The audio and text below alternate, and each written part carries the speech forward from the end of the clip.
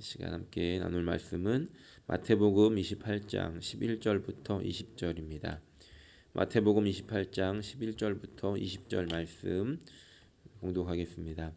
여자들이 갈 때 경비병 중 몇이 성에 들어가 모든 된 일을 대제사장들에게 알리니 그들이 장로들과 함께 모여 의논하고 군인들에게 돈을 많이 주며 이르되 너희는 말하기를 그의 제자들이 밤에 와서 우리가 잘 때에 그를 도둑질하여 갔다 하라. 만일 이 말이 총독에게 들리면 우리가 권하여 너희로 근심하지 않게 하리라 하니 군인들이 돈을 받고 가르친 대로 하였으니 이 말이 오늘날까지 유대인 가운데 두루 퍼지니라.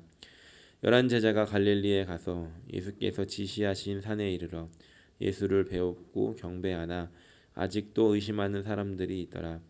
예수께서 나와 말씀하여 이르시되 하늘과 땅의 모든 권세를 너희에게 주셨으니 그러므로 너희는 가서 모든 민족을 제자로 삼아 아버지와 아들과 성령의 이름으로 세례를 베풀고 내가 너희에게 분부한 모든 것을 가르쳐 지키게 하라.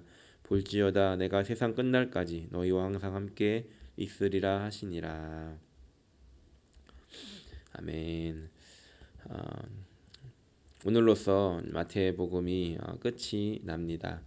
2020년 3월에 저희가 록다운으로 인해서 각 지성전의 새벽 기도가 못하게 되었고 문을 닫게 되었고 지성전에 사역하던 교역자들은 본성전 새벽 기도를 돌아가면서 하게 되었습니다.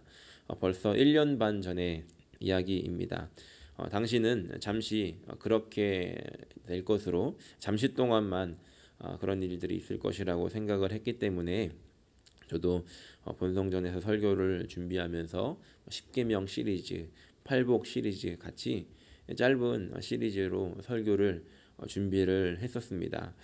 그리고 팔복의 마태복음 5장에 나오는 팔복을 시작하면서 계속해서 마태복음 내용을 함께 나누게 되었습니다. 그때가 2020년 6월 마지막 주였습니다. 그렇게 시작된 마태복음 설교가 1년 3개월을 지나서 오늘 마지막 내용을 나누게 되었습니다. 오늘 이 마지막 마태복음의 내용은 마태복음의 결론과도 같은 부분입니다. 마태복음이 왜 쓰여지게 되었는지 그리고 마태복음이 말하고자 하는 중요한 주제가 무엇인지를 기록하고 있습니다. 마태복음은 50년대 주후 50년대 후반에서 60년대 정도에 기록이 되었다라고 합니다. 그런데 이 마태복음이 갖는 특징은 유대인에 의해서 기록이 되어졌고 또 유대인들을 대상으로 기록이 되어졌다는 점입니다. 물론 유대인만을 위한 책은 아니었을 것입니다. 하지만 유대인들을 고려하여 유대인이 메인 독자라는 것을 생각하고 기록했다는 것입니다. 오늘 함께 읽은 이 본문의 말씀은 우리가 이 마태복음서를 기록하게 됐을 때 당시에 이 초대교회의 교회 안과 그리고 교회 바깥에는 어떠한 질문들이 있었는지를 유추해 볼 수 있게 합니다. 먼저 교회 바깥에서 교회를 향해 가졌던 두 가지 질문이 있었고 또 교회 안에서도 물론 여러 가지 질문이 있었지만 그 안에서 있었던 한 가지 질문을 생각해 볼 수 있게 되는 겁니다. 교회 밖에서 교회를 향해 가졌던 두 가지 질문을 이렇게 생각해 볼 수 있는데 첫 번째 질문은 예수가 정말 부활했느냐 하는 것입니다. 물론 오늘 말씀을 보니까 17절에 아직도 의심하는 사람들이 있더라 라고 기록하면서 그 교회 안에도 의심하는 사람들이 있었다는 것을 어느 정도 생각해 볼 수는 있습니다. 어쨌든 예수가 정말로 부활했느냐라고 하는 질문이 교회 바깥에서 교회를 향해 있었다는 겁니다. 당시 유대인들에게 있었던 것은 예수가 부활한 것이 아니라 제자들이 그 죽은 그 예수의 시신을 훔쳐다가 숨겨놓고는 부활했다라고 꾸며냈다는 소문이 있었습니다. 지금은 우리가 기독교인들을 크리스천이라고 부르면서 예수님을 따라 사는 사람들, 예수님처럼 사는 사람들이라는 의미로 말하고 있지만 그 당시에는 예수를 믿었던 사람들이 자신들에 대해서 나는 예수님의 부활을 증거하는 증인이라는 정체성을 가지고 그것을 가장 중요하게 생각하며 살았습니다. 그렇기 때문에 그들이 말하고 있는 이 부활에 대해서 교회 바깥에서는 정말로 예수가 부활했냐, 너희들이 꾸며낸 이야기가 아니냐라고 하는 질문, 그런 공격들이 있었던 것입니다. 두 번째로 교회를 향해서 들려온 질문은 도대체 너희들은 왜 그 예수가 부활한 것을 그토록 열심히 알리며 살아가는가 하는 것이었습니다. 부활했다고 한다면, 그것이 믿어진다고 한다면 그것을 믿는 사람들끼리 모여서 너희들끼리 그냥 그렇구나라고 하며 조용히 지낼 것이지 왜 그토록 그것을 알리고 전도하며 다니는가 하는 이런 질문이 교회를 향해 들려왔던 것입니다. 그리고 그 질문들은 이 교회 공동체 안에 있었던 사람들에게도 비슷한 맥락을 갖고 있는 질문이 되어지는데, 이 교회 공동체 안에 있었던 유대인들도 이런 생각을 했습니다. 아니, 우리가 왜 굳이 전도를 해야 되는가? 유대인들의 특성상 이 유대인들은 우리는 하나님이 선택한 민족이야 라고 한 선민사상을 가지고 살았다는 겁니다. 그래서 예수를 믿는 사람들도 처음에 마찬가지로 우리끼리만 잘 믿으면 돼, 우리를 위해서 이렇게 우리를 위해 구원해 주시기 위해 예수님을 보낸 거야 라는 그런 마음으로 살았던 것입니다. 그래서 우리만 이렇게 잘 믿고 우리끼리만 잘 지내면 되고 어차피 이방인들은 쓸모없는 사람들이다 라고 생각하며 우리만 잘 지내면 되지라는 생각으로 그렇게 살았는데, 이 교회 안에서 다른 리더들은 전도를 해야 된다, 예수님을 알려야 된다 라고 하며 이야기했기 때문에 그 교회 안에 들어와 있었던 믿음이 약했던 사람들에게 아니, 우리가 왜 전도를 해야 되지라고 하는 질문이 있었던 것입니다. 오늘 말씀은 이 두 가지 질문, 왜 예수님이 부활했다고 이야기를 하는가, 그리고 왜 그 부활하신 예수님을 알려야 하는가에 대한 질문의 답을 제시해 주고 있는 말씀입니다.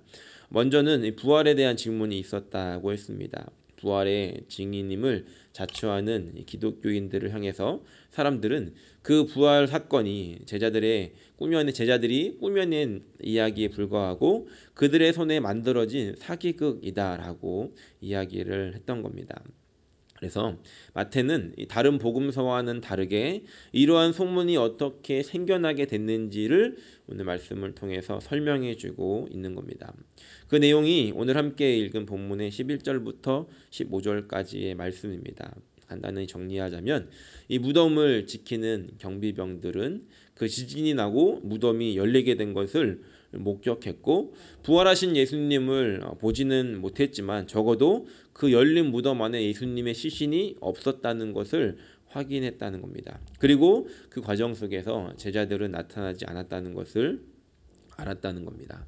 그래서 이 내용에 대해서 대제사장들에게 가서 보고를 합니다. 아마도 이 대제사장들은 이 경비병들에게 무덤을 잘 지켜야 된다라고 신신당부를 해놓았을 것입니다. 왜냐하면 제자들이 예수님의 시신을 훔쳐간 후에 부활했다고 떠들고 다닐 것을 이들이 예측을 했기 때문에, 그런 정보를 입수했기 때문에 더 신신당부를 하며 경비병들에게 주의를 주었을 것입니다. 그런데 이 경비병들은 자신들이 이해할 수 없는, 통제할 수 없는 그 일이 발생을 하여 결국 예수의 시신을 찾을 수 없는 그런 상태가 되었고, 그렇기 때문에 이 대제사장들에게 보고를 하러 가는 과정 속에서 아마도 그들의 마음속에 중징계를 면치 못하겠다라고 하는 그런 걱정과 두려움으로 찾아갔을 것입니다. 하지만 오히려 그들은 많은 돈을 받고 이 일에 대해서 제자들이 도둑질하여 갔다라고 하는 헛소문을 만드는 주역이 되어지게 됩니다. 참으로 아이러니한 것은 27장 41절과 42절에 보면 예수님께서 십자가에 달려 계실 때 이 대제사장들과 장로들은 그 예수님을 향해서 이렇게 이야기합니다. 십자가에 달려있는 예수님께 너가 만약 당장 내려온다면 너가 하나님의 아들이라는 것을 믿겠다라고 이야기했던, 그렇게 조롱했던 자들이었습니다. 그런데 지금 예수님의 부활했다는 것은 십자가에서 살아 내려온 것보다 더 큰 기적이 일어난, 죽음에서 살아 돌아오게 된 사건이었음에도 불구하고 그들은 그것을 믿는 것이 아니라 그것이 사실인지 찾아보려고 하거나 알아보려고 하거나 조사해보려고 한 것이 아니라 오히려 그것을 숨기기 위해서 거짓을 만들어냈다는 겁니다. 여기서 우리는 한 가지를 생각해 볼 수 있게 됩니다. 그것은 예수를 믿지 못하는 것은, 그분의 부활을 믿지 못하는 것은 어떠한 표적이나 증거가 없어서가 아니라 단지 그 마음에 믿고 싶은 마음이 없기 때문이라는 겁니다. 하지만 이후에 이 기독교 역사에 이들이 꾸며낸 이야기는 오히려 예수님의 부활을 증명하는 도구가 되어지는 아이러니가 발생합니다.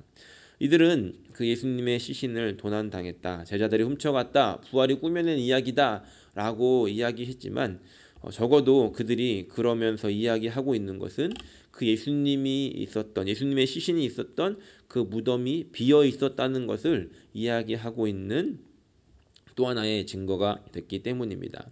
그러니까 예수를 거부했던 사람들조차도 그분의 무덤이 비어 있었다는 것은 믿고 있었다는 겁니다. 예수님이 부활을 했던 아니면 제자들이 훔쳐갔던 그들에게 있어서 한 가지 확실한 것은 그 무덤은 비어 있었다라고 하는 것입니다. 왜 이 비어있는 무덤이 부활의 증거가 되는가?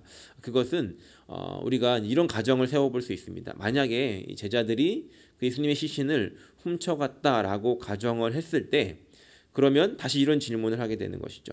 제자들은 도대체 왜 그 예수님의 시신을 훔쳐갔는가? 그리고 그 예수님의 시신을 숨기고는 왜 부활했다라고 이야기하는 것인가? 라고 하는 질문을 또한 던질 수가 있다는 겁니다. 잘 생각해보면 예수님의 부활을 제자들이 꾸며냈다라고 한다면, 그럼으로 인해서 제자들이 얻을 수 있는 이익이 무엇일까를 생각해 봤을 때 그 이익은 전혀 없다는 겁니다. 오히려 이들은 그 예수님의 부활을 꾸며냄으로 인해서 위협을 당할 수 있는 상황이었습니다. 게다가 이 제자들은 그 예수님이 부활했다라고 하는 그것을 이야기함으로 인해서, 목격했다라고 함으로 인해서 그것이 사실임을 증명하다가 죽임을 당하는 경우들도 있었던 것입니다. 만약 부활을 목격했어도 그 자신의 목숨을 건지고자 부활한 것을 내가 보지 못했다라고 거짓을 말할 수는 있어도 들통나게 될 거짓을 감추고자 그 목숨을 거는 경우는 없다는 겁니다. 물론 한두 케이스는 있을 수 있어도 초대교회의 그 수많은 사람들이, 그 수많은 순교자들이 만나보지도 못했던 그 예수님을 위해서 목숨을 걸 수는 없었을 것이라는 겁니다. 그렇기 때문에 사람들은 이 비어있는 무덤을 통해서 오히려 이 제자들의 그 부활을 증명하며 죽는 그 목숨을 바치는 그런 모습을 통해서 예수님이 부활했다라고 하는 것을 증명하게 되는 도구로 사용되어지게 됐다는 것이죠. 예수님의 부활이 확실했기 때문에 제자들은 목숨을 걸었던 것이고, 그렇게 그들의 순교의 피가 그들의 목숨을 걸었던 그런 행동들과 그럼에도 불구하고 증명하고자 했던 그런 모습들이 결국 예수님의 빈 무덤이 부활의 증거가 될 수 있게 했다는 겁니다. 그러므로 우리는 이 말씀에서, 이 내용에서 한 가지 교훈을 얻을 수 있습니다. 그것은 부활을 경험하지 못한다면 우리는 증인의 자격을 얻을 수도 없고 증인되는 삶을 살 수도 없다는 것입니다. 그러므로 오늘 우리는 이런 질문을 던져볼 수 있습니다. 나는 부활하신 예수님을 만났는가? 나를 통해서 그 비어있는 예수님의 무덤이 예수님이 부활하셨다는 증명이 될 수 있게 할 수 있는가? 나는 진짜 증인된 자격을 갖추고 있는가? 아니면 적어도 그 증인이 되고 싶은 마음으로 그 부활하신 예수님을 만나기를 고대하며 또 바라며 소원하며 살아가고 있는가 하는 것입니다. 우리가 그 예수님의 부활을 증명하며 증인된 삶을 살아가게 될 때, 그리고 그것을 위해서 어떠한 것도 감당할 수 있는 각오를 가지고 살아가게 될 때 우리를 통해서 그 증인된 삶이 나타나고 그것을 통해서 부활의 사건이 힘있게 증거되어질 줄로 믿습니다. 두 번째는 이런 질문이었습니다. 왜 그렇게 열심히 전도하고 다니는가? 왜 그렇게 예수님의 부활을 열심히 알리고 살아가는가 하는 것입니다. 교회 밖에서는 이들에게 너희들은 왜 그렇게 살아가냐라고 했을 것이고, 교회 안에서는 우리는 왜 그렇게 살아야 합니까? 라고 질문을 했던 것입니다. 그리고 그 답은 오늘 18절부터 20절 말씀에 기록이 되어 있습니다.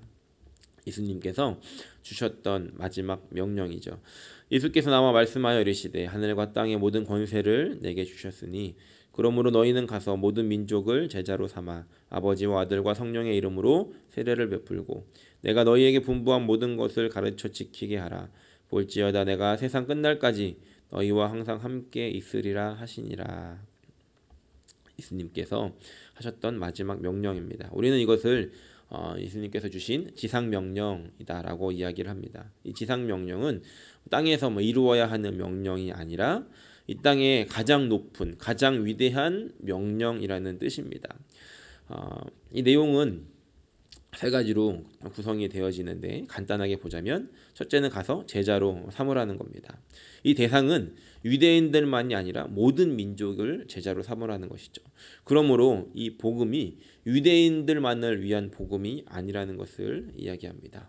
그리고 또 세례를 베풀어라 라고 기록합니다. 세례를 베푼다는 것은 어떤 예수를 믿겠다라고 하는 것을 증명하는 그런 세레머니가 아니었습니다. 이들이 세례를 받는 것은 예수님처럼 나도 죽고 다시 태어난다는 믿음의 고백이었다는 겁니다. 그런데 이 세례를 아버지와 아들과 성령의 이름으로 베풀어라 라고 기록합니다.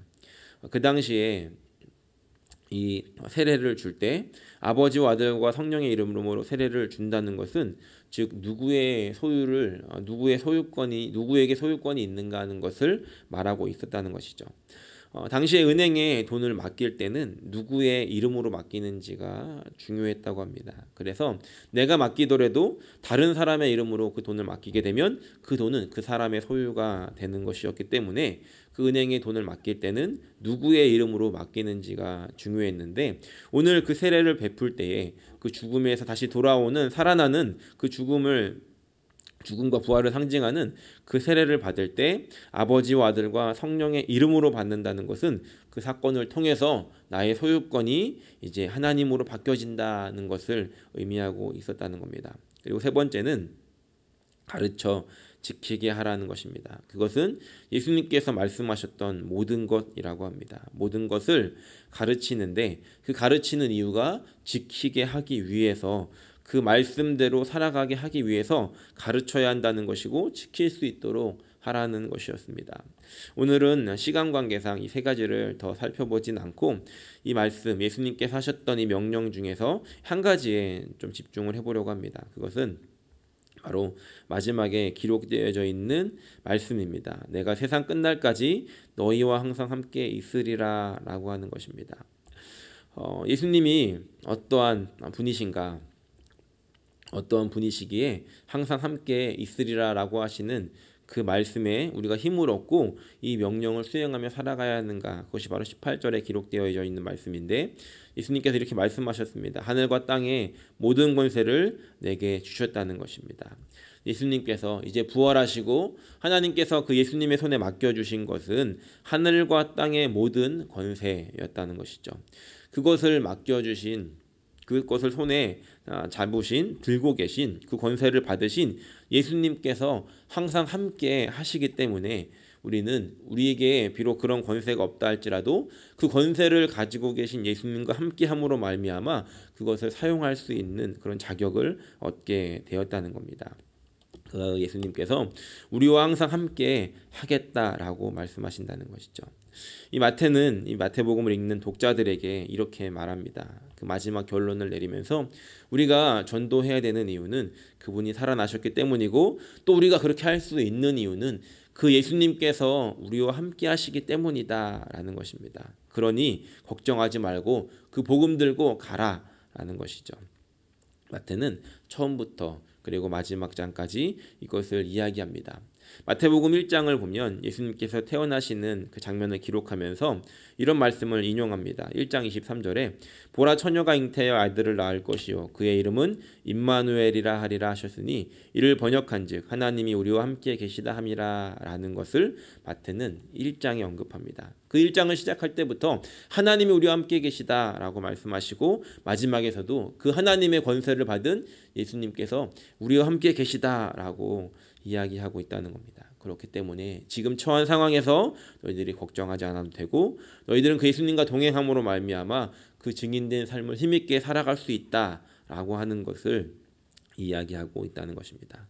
말씀을 정리합니다. 오늘 예수님께서 우리에게도 동일하게 말씀하시는 것 같습니다.